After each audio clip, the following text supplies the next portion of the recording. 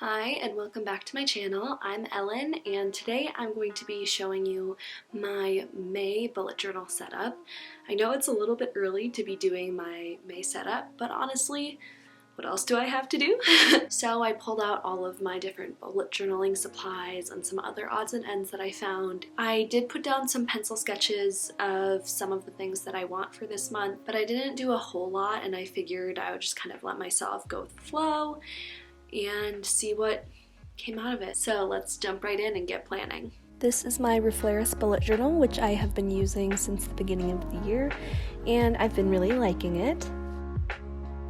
Here is a sticker book that my friend Ruby gave me for Christmas last year. It has a bunch of really aesthetic stickers for your planner, which I'm really excited to start using this month.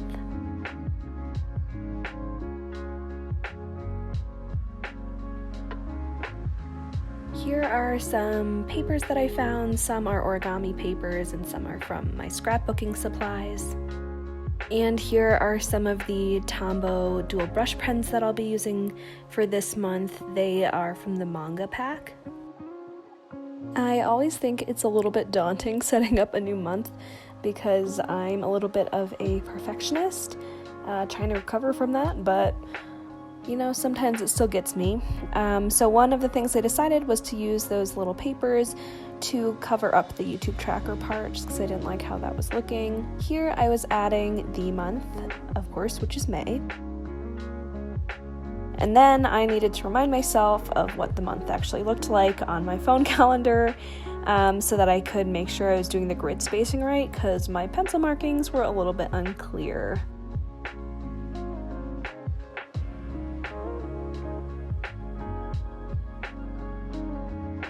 I always find that I don't wait long enough between lines and sometimes they smudge a little bit, but honestly, it's okay to have imperfect journal. Here I was adding in the touches on that YouTube tracker, so I have different stuff to help me track what stage of the process I'm in for a video, as well as a little spot to keep track of how many subscribers I had at the beginning and the end of the month.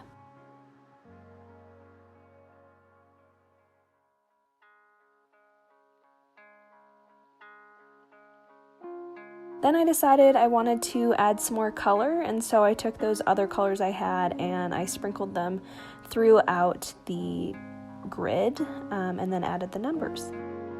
I also outlined May just so that it stood out a little bit more. I'd like to apologize for any shadows blocking things as well. I did film this a little bit later in the day and you can't really refilm a bullet journal video, so we're working with what we have. I'm picking out some stickers to use for my next page, and I found this really beautiful one that says, "Find Your Happy." So I decided that would work really well for my gratitude page.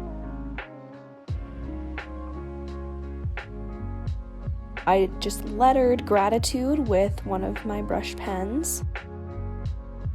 And throughout the month, I will just write down things that I'm grateful for, and I think that this will be something really nice to have while we're in quarantine. Well, if we're still in quarantine. Another thing that I decided I wanted to track in May is my sleep, so I'm making a sleep tracker. This is the first time that I've done a sleep tracker, just because I always kind of thought they were overkill, but I feel like my sleep patterns have been really erratic lately, and maybe having a tracker for it will help kind of regulate it, or at least make me conscious of what is happening. So I put the hours of the day starting at 7 p.m. and ending at 11 a.m. along the top, and then all of the days of the month along the side.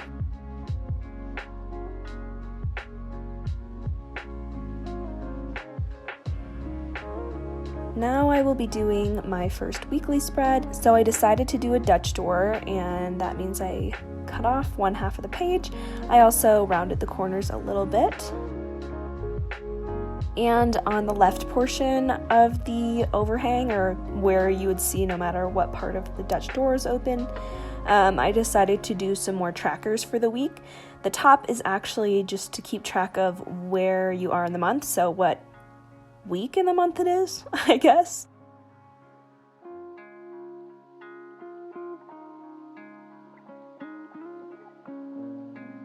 And then I also had some other habits that I wanted to keep track of, such as working out and reading the news, journaling, some of those things.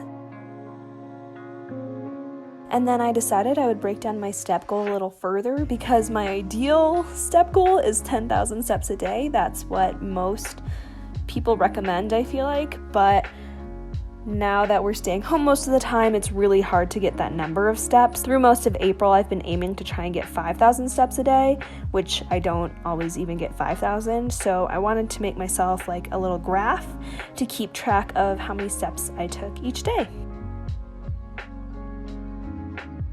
Now I am going and putting in the hours of the day along the side.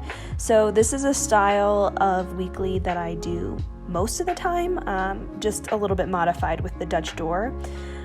So I mark out from 7 a.m. to 11 p.m. and then I split it based on morning, afternoon, and evening just to get a little bit more visual separation.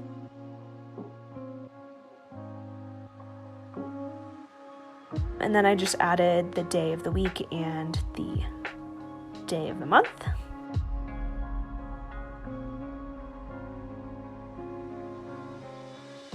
The other side of the spread that you can see no matter where the Dutch door is has my to-do list. So this is a running task list, and I write the tasks under the part that says to do, and then I'll put a little mark under which day of the week I completed it on. I did notice that I accidentally drew my lines across Sunday further than I needed to. I was going to have that as a notes section, so I might go through with whiteout at a later point to take those green lines away.